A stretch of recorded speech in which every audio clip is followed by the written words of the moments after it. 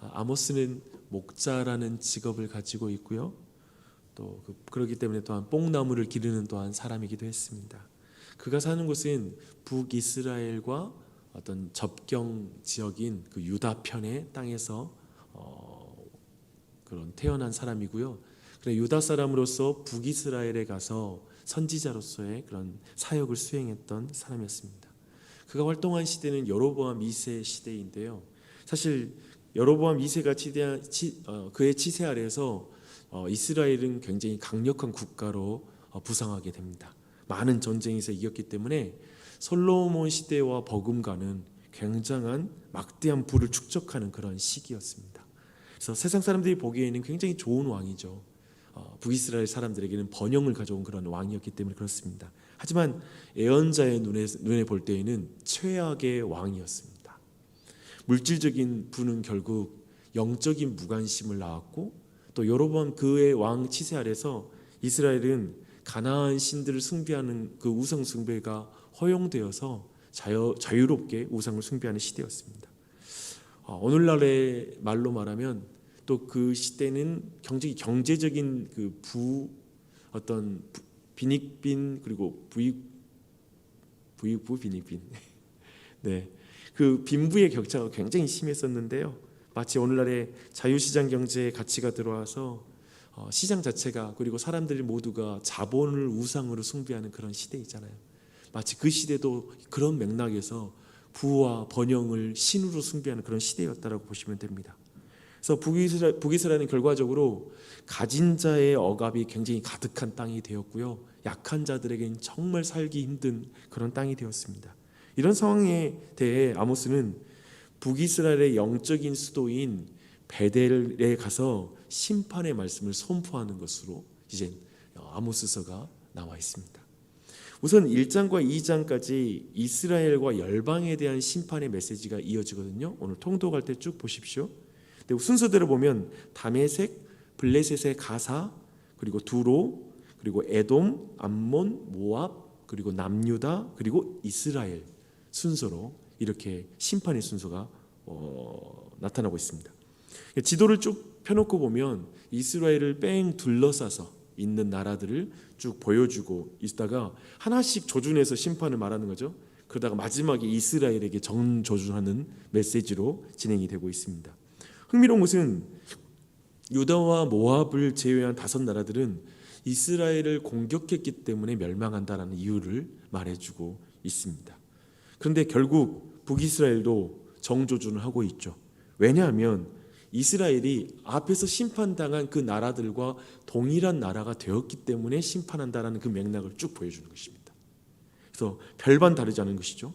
그래서 3장 9절 그리고 4장부터 4장 3절까지 내용은 굉장히 흥미로워요. 블레셋의 5성읍 중에 하나인 아스돗과 애굽의 지도자들 초대해서 사마리아의 성읍에서 일어나는 큰 혼란과 학대를 보라고 이렇게 초대한다라고 보여주고 있습니다. 그러니까 이방 사람들 불러서 야 여기 한번 와서 봐봐 라고 말하는 것이죠. 블레셋과 애굽에서 일어나는 학대와는 비교할 수 없을 정도의 학대가 그리고 포악한 일들이 북이스라엘에서 일어난다는 걸 보라는 거예요. 이방 나라 부럽지 않게 내가 부른 나라가 이렇게 타락했다라는 것을 이렇게 보여주는 것이죠. 특별히 지도자들 곧 귀족들에 의해서 그런 일이 되고 있다는 걸 쭉 보여줌으로써 왜 마지막에 이 북이스라엘을 정조준하고 있는지를 이렇게 말해주고 있습니다. 우리는 하나님의 나라가 어떻게 부름을 받았는지 알고 있잖아요. 아브라함의 언약에 따라서 어떠한 사명을 가진 그 나라인지 알기 때문에 지금 왜 이 모양이 되었는지, 왜 이렇게까지 되어버렸는지에 대해서 안타깝게 볼 수밖에 없습니다. 그런데 구체적인 모습을 보면 우리가 지난 주일에 보았던 우상 숭배의 구도를 그대로 보여주고 있습니다. 그 내용으로 정확하게 다 해석이 돼요. 동일한 맥락입니다. 특히 지난주에 그런 말씀 중에 그런 비유를 제가 그 예화를 들었잖아요. 성적으로 여성을 정복하고 군림하던 사람이 성적인 죄에 대해서는 회개를 하고 이제 기독교 안에 그리고 신앙 안에 들어왔지만 교회에서도 계속 누군가를 군림하려고 하는 것, 그리고 누군가를 통제하려고 하는 그 우상은 해결하지 못하는 그 부분, 연속적으로 우상의 어떤 모양만 바꿨을 뿐 우상의 형태가 계속 지속되고 있는 한 가지 예화를 제가 말씀을 드렸죠. 근데 4장 4절로 13절 말씀 내용을 보면 그런 구도가 정확하게 읽혀집니다. 여러분 꼭 통독돼 보실 텐데요. 베델과 길갈은 북이스라엘의 종교 중심지였거든요. 근데 4절과 5절만 한번 볼게요. 4장 4절과 5절입니다. 너희는 베델에 가서 범죄하며 길갈에 가서 죄를 더하며 아침마다 너희 희생을 3일마다 너희 11조를 드리며 누룩 넣은 것을 불살라 수은제로 드리며 낙헌제를 소리내어 선포하려무나 이스라엘 자손들아 이것이 너희가 기뻐하는 바니라 주 여호와의 말씀이니라. 그러니까 지금 종교적인 모양은 굉장히 잘 갖추고 있죠. 뭐 11조를 한다라든지, 그리고 막 그 특별히 말씀 제사 보면 의무 제사들이 아니에요. 이 모든들이 자원 제사이기도 한데, 그러니까 굳이 할 필요 없는 제사까지 막 지내는 거예요. 그러면서 보니까 누룩을 사용하는 것은 굉장히 금하고 있거든요. 그러니까 자기 멋대로 예배를 또 드리고 있어요. 그러니까 예배에 대한 열정도 많고 한데 하나님의 방법이 아니라 자기 방법대로 예배에 대한 열심을 하고 있습니다. 그래서 굉장히 헌신적인 종교 행위가 북이스라엘은 굉장히 넘쳐나고 있는 거예요. 그런데 또한 5절의 말씀 보면 그들이 특별히 종교 행위를 사랑했다. 그래서 아하브라는 히브리어 원어를 쓰고 있습니다. 이 모든 행위를 굉장히 사랑했어요. 예배하는 걸 좋아해요. 근데 이들의 예배가 철저히 자기 만족적이고 매우 거짓된 예배라는 것은 어떻게 드러나냐면 그 이후의 말씀 보면 그들은 이웃을 사랑하지 않은 모습으로 그 예배가 얼마나 거짓된지가 또한 분명하게 드러납니다. 지난주의 말씀을 통해 우리는 그 부정적인 감정을 통해서 우리가 우상을 알 수 있다고 했잖아요.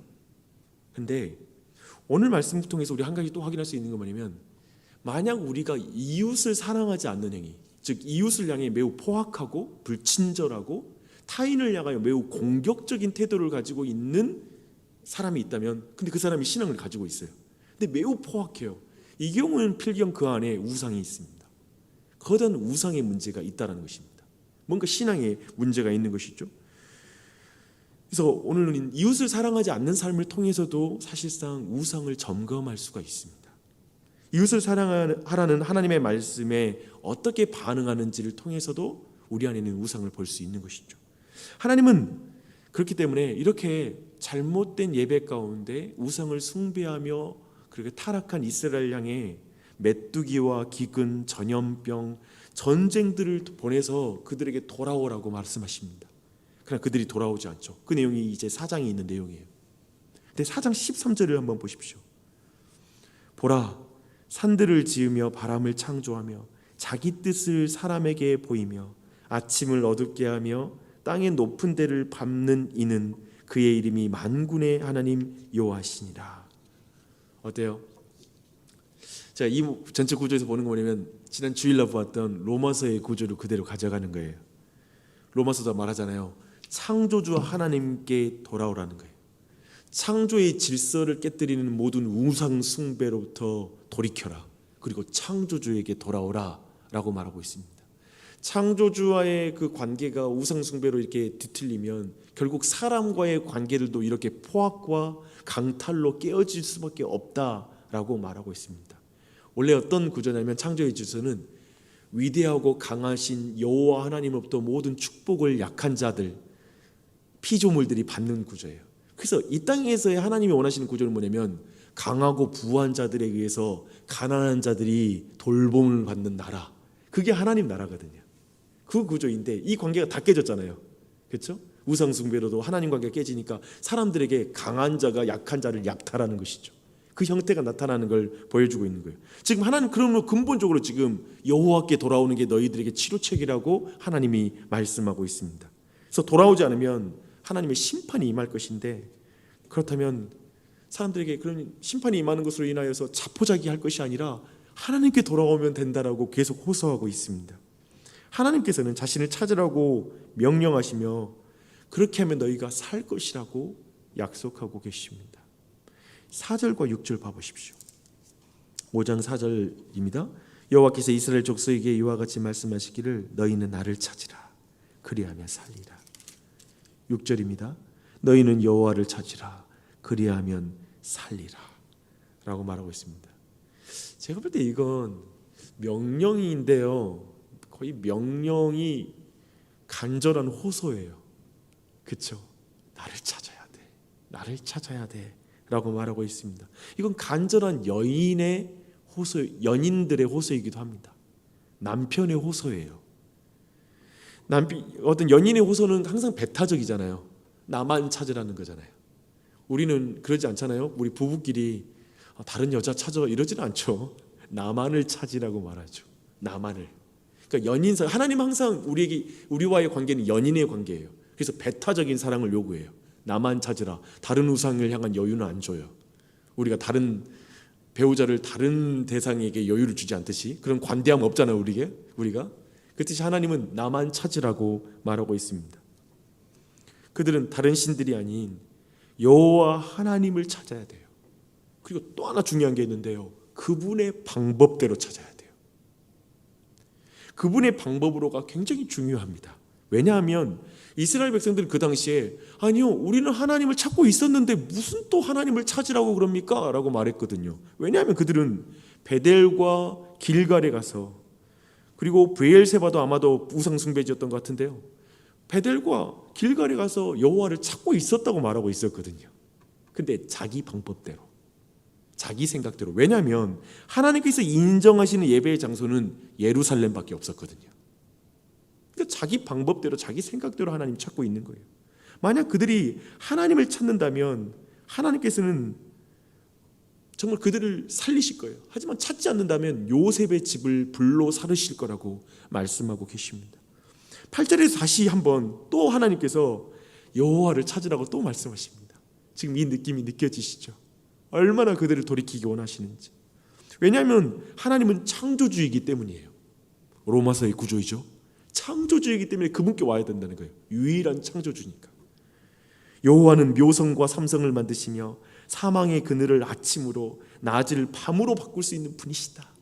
그러니 돌아와라, 내게로 오라고 말씀하고 계십니다. 또한 바닷물을 불러 지면에 쏟으시며 강한 자에게 갑자기 패망에 이르게 하시는 분이시다. 그러니 여호와께 돌아오라 라고 말씀하십니다. 그런데 이스라엘 백성이 돌아올 기미가 안 보입니다. 정말 완악하죠. 도리어 10절 보니까요, 그들은 책망받기를 싫어하며 바르게 말하는 자를 싫어한다 라고 말합니다. 듣기 싫어하는 거예요. 듣기 싫어. 이렇게 하나님과 질서를 깨뜨리고 우상을 숭배함으로 이스라엘은 정의, 미슈파트, 그리고 공의, 체다카, 그 모든 걸 버렸다라고 7절에서 말하고 있습니다. 그들은 약자들을 압제하며 의인들을 학대하며 뇌물을 받으며 가난한 자들을 더욱 억울하게 만들고 있습니다. 제가 오늘 좀 말씀에서 주목하고 싶은 부분이 이 부분이에요. 아까 말씀드린 것처럼 우상 숭배에 대해서 우리가 또다시 발견할 수 있는 건 이웃사랑의 실천에 대한 하나님의 말씀, 그 말씀에 내가 어떻게 반응하고 있는지, 구체적으로 내 시간과 내 물질 모든 걸 사용하는 것을 보면 내가 이웃사랑, 이웃을 위해서 얼마나 쓰고 있는지, 이웃과 어떻게 보는지, 이 안에서도 내 안에 내가 좋아하고 내가 정말 우상처럼 아끼고 있는 게 어디인지 알 수 있습니다. 왜냐하면 거기다가 돈을 쓰거든요. 사람은 자신이 숭배하는 자의 메시지에 따라 살아가게 되어 있습니다. 하나님은 하나님을 사랑하고 이웃을 사랑하라고 명령하잖아요. 그래서 하나님을 가장 사랑하는 사람은 그렇게 자신의 삶을 드려요. 그리고 하나님은 그런 나라를 원하셨어요. 하나님을 사랑하고 이웃을 사랑하는 나라. 이웃을 사랑한 다음은 아까 본 것처럼 약자들을 보호하고 억울한 일을 당하지 않도록 바르게 재판을 행하는 것, 이런 모든 걸 통해서 이웃사랑을 실천할 수가 있거든요. 그런데 이방신을 숭배한다는 건 뭘까요? 이방신은 사실상 인간의 욕망을 부추기고 그걸 보장해 주는 것이 이방신의 내용입니다. 그래서 번영의 신, 부요의 신, 다산의 신, 모두가 자기 욕망, 인간의 욕망을 부추기죠. 자기 사랑을 더욱 부추겨주는 신에 지나지 않습니다.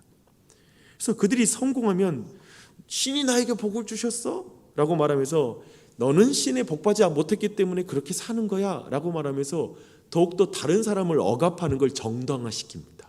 그래서 이방 신의 체계에서는 사실상 다른 사람 약자를 돌보는 그런 모든 메시지가 이방 신에서는 존재하지 않습니다. 자기 욕망에 극대화를 시킬 뿐이죠. 그래서 자기가 숭배하는 신을 닮아가게 돼 있어요.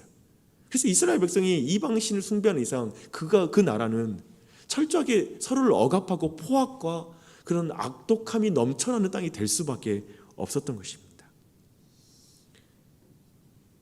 그래서 오늘 말씀에서 한 가지 정확하게 여러분이 말씀의 교훈을 볼 건 뭐냐면, 이스라엘 역사가 보여주는 것은 그 마음에서 하나님을 상실하고 하나님의 방법대로 하나님을 예배하는 걸 멈춘 이스라엘 백성은, 그래서 자기 방법대로 하나님을 상실한 마음으로 그 욕망 가운데 살아가는 이스라엘 백성, 그렇기 때문에 우상을 숭배하는 그 이스라엘 백성은 결국 포악 가운데 나아갈 수밖에 없다는 것입니다.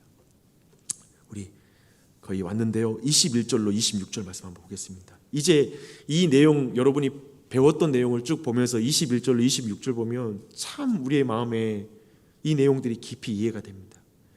내가 너희 절기를 미워하며 멸시하며 너희 성회들을 기뻐하지 아니하나니 너희가 내게 번제와 소제를 드릴지라도 내가 받지 아니할 것이요 너희의 살진 희생의 화목제도 내가 돌아보지 아니하리라. 내 노랫소리를 내 앞에서 그칠지어다. 내 비파소리도 내가 듣지 아니하리라. 오직 정의를 물같이 공의를 마르지 않는 강같이 흐르게 할지어다. 이스라엘 족속아, 너희가 40년 동안 광야에서 희생과 소제물을 내게 드렸느냐? 너희가 너희 왕 식국과 기운과 너희 우상들과 너희가 너희를 위하여 만든 신들의 별 형상을 지고 가리라 라고 말합니다. 우리가 사는 시대를 한번 생각해 봤어요. 근데 되게 여로보암 왕 2세 시대랑 너무 비슷하다는 생각이 들더라고요. 굉장히 전대미문의 어쩌면 풍요로운 시대가 아닐까요? 이렇게 막 먹방이 이렇게 많잖아요. 뭔가 그 먹는 것들, 항상 사실은 굶주림에 많이 시달리는 시대가 이 전 시대였다면 21세기는 전에 없는 풍요를 구가하는 시대이기도 한 것 같습니다. 그런데 왜 이렇게 불행한 시대일까요? 헬조선이란 말이 있죠. 빈부의 격차, 비교의식, 거기 안에서 불만족들과 불평들은 더 넘쳐나고요. 인플레 때문에 돈을 벌긴 하는데 또 집값으로 내 집이 올라가서 기쁘긴 한데 다른 집도 비싸지니까 이거 나중에 살 때 똑같이 비싸지기 때문에 이게 돈을 버는 것 같지도 않고, 그러면서도 계속해서 지금 뭐 경기 부양으로 돈은 많이 풀렸기 때문에 부동산으로 주식으로 다 돈이 투자되고 있다 보니까 이건 전부 다 이거 이렇게 같이 안 가면 안 될 것 같고 나만 가난해진 것 같은 상대적인 어떤 그 박탈감은 더 커지고 있어요. 여기 안 따라가면 망할 것 같은 기분은 너무 시달리고 있어요. 모두가 욕망을 해요. LH 때문에 막 비난하죠. 사실상 비난을 하는 것은 뭐냐면 나도 그렇게 하고 싶은데 못하는데 왜 니만 해? 라는 그 비난이기도 해요.